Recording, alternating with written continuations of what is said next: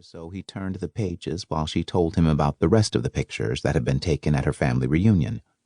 After they had looked at the last photo, he placed the album back on the table, then sank lower on the sofa and stretched his legs out before him.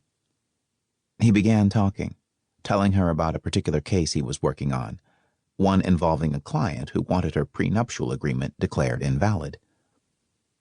"I thought a prenuptial was ironclad." He shook his head, smiling. "A number of people think that. However, as with anything else, exceptions can be made, especially if the behavior of one of the individuals comes into play. In certain situations, a prenuptial agreement can be overturned." Alexia tried not to analyze Quinn's features while he spoke, but couldn't help doing so.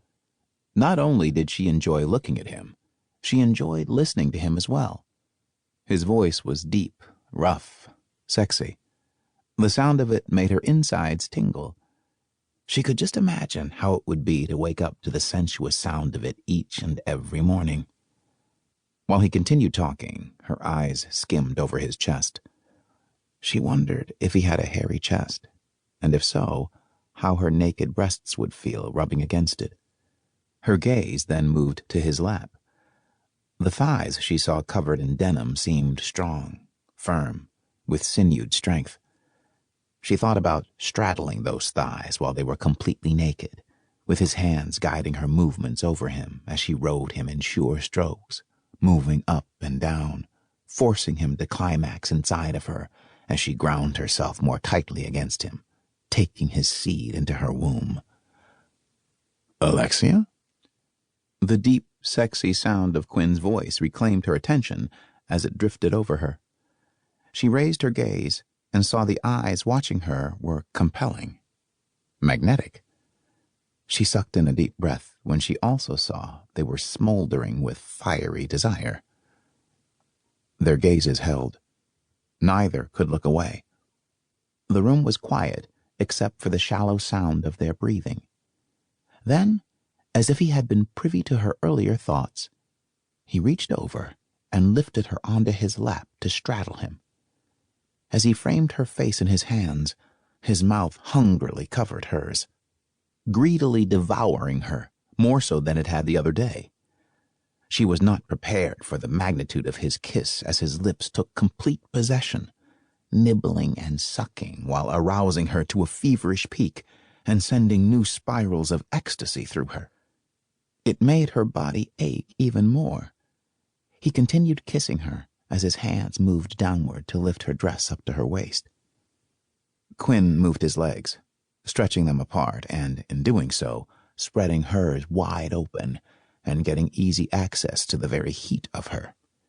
His mouth remained locked to hers as his hands slid under her dress, not surprised to discover she wasn't wearing any underwear. His fingers immediately went to work to explore, to touch and to claim the heart of her sex. When her body jerked from the sensation of his fingers' intimate touch, his mouth gentled her by his constant assault on hers, savoring every moment of doing so, hungrily devouring her tongue, swallowing her sighs and moans of pleasure.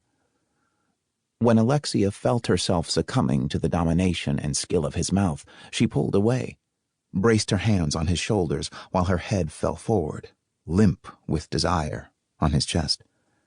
Currents raced through her body, the likes of which she had never felt before. He was relentless in what he was doing to her.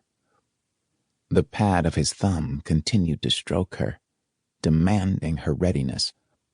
Her fingers dug into his shoulders, holding on as she abandoned herself to the sensations he was making her feel, sweetly draining all of her fears, doubts, and resistance, and making her forget about her well-orchestrated plan.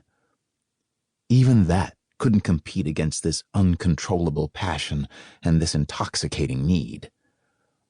No man had ever touched her so boldly, to the core, branding her sex his, making it crave his touch.